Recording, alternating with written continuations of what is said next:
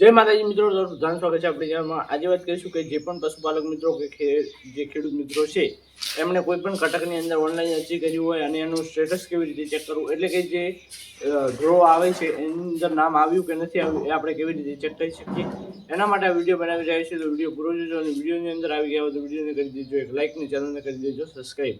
Video બનાવવામાં ખૂબ જ મહેનત થાય છે, એટલે વિડીયોને આગળ શેર પણ કરજો જેથી એમને પણ લાભ લઈ શકે અને જે અમારી મહેનત છે ખેડૂતોને સારી જાણકારી આપવી એ અમારી સફળ થાય એવી આશા રાખીએ છીએ। કારણ કે જો ખેડૂત મિત્રો જો અમારો વિડીયો નહીં જોવે તો અમારે કેવી રીતે જે આ મહેનત કરીએ એ સફળ જાય। એટલા માટે જો તમે વિડીયો શેર કરશો તો સારો એવો અમને પણ લાભ થશે અને તમને પણ સારો એવી જે જાણકારી મળે છે એનાથી તમને પણ લાભ થશે। અને આવા જ વિડીયો જોવા માટે આપણી ગામડિયા ચેનલને કરી દેજો સબસ્ક્રાઈબ, જેથી આવા અવનવા વિડીયો તમને મળતા રહેશે ખેતીવાડીના અને પશુપાલનના લગતા। હવે વાત કરીએ કે આપણે જે આ આઈખેડૂ પોર્ટલ ઉપર કેવી રીતે આપણે ચેક કરી શકીએ, એના માટે આપણે જે મોબાઈલની સ્ક્રીનમાંથી જઈને આપણે વિગતવાર તમને સમજાવીશું, જેથી તમને સંપૂર્ણ માહિતી મળી જાય કે કેવી રીતે આપણે આની ચેક કરી શકીએ। તો હવે આપણે જઈએ ફોનની સ્ક્રીનમાંથી અને તમને બતાવીએ। તો ખેડૂત મિત્રો સૌ પ્રથમ દ્વારા જે ક્રોમ આવે છે ગૂગલ ક્રોમ એને ઓપન કરી લેવાનું છે। અહીંયા એક સર્ચ કરવાનું રહેશે આઈખેડૂ પોર્ટલ। અહીંયા સર્ચ કરશો તો તમારી સામે જે આપેલી વેબસાઇટ આવે એને ઓપન કરી દેવાની છે। એને ઓપન કરશો એટલે થોડું લોડિંગ લેશે। લોડિંગ લીધા પછી અહીંયા ચોકડી ઉપર ક્લિક કરી દેવાનું છે।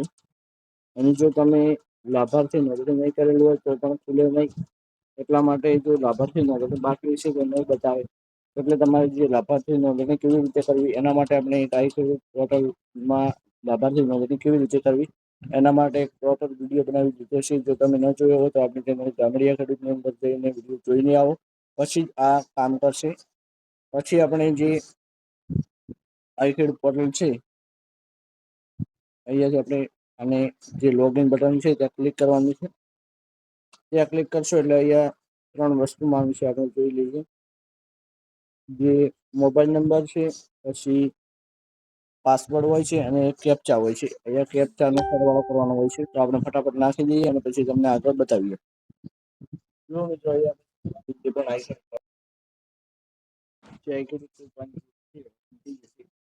તમને બતાવશે બતાવશે, પણ આપણે જોવાની છે જે આપણે સ્ટેટસ કેવી રીતે ચેક કરી શકીએ એના માટે વિડીયો છે। તો આપણે થ્રી ડોટ ઉપર ક્લિક કરીશું। ત્યાં ક્લિક કરશો એટલે તમારી સામે આવું એક ઓપ્શન આવશે, સ્કીમ અરજી પ્રોફાઇલ। તો આપણે આ કોઈની જરૂર નથી અને આપણે અરજી છે ત્યાં ક્લિક કરવાનું રહેશે। ત્યાં તમે જે પણ અરજી કરી છે એ બતાવી દેશે। થોડું લોડિંગ થઈને જો આપણે અહીંયા બતાવે છે સબમિટેડ, અહીંયા પણ સબમિટેડ, એટલે હજી સુધી આપણી આ જે અરજીઓ છે એ મંજૂર થઈ નથી। અહીંયા સબમિટેડ બતાવે છે કે આ અરજીઓ હજી ડ્રોમાં આવી નથી એવું કહેવા માંગે છે। તો આવી રીતે તમે પણ ચેક કરી શકો છો। જો આની પ્રિન્ટ ડાઉનલોડ કરવી હોય તો અહીંયાથી તમે પ્રિન્ટ પણ ડાઉનલોડ કરી શકો છો। તો અહીંયા સબમિટેડ બતાવે તો તમારે હજી સુધી ઓનલાઈન અરજી જે આપણે કરી છે એ ડ્રોમાં પસંદગી થઈ નથી। તો હવે મળીશું નવા વિડીયો સાથે, ત્યાર સુધી જય માતાજી।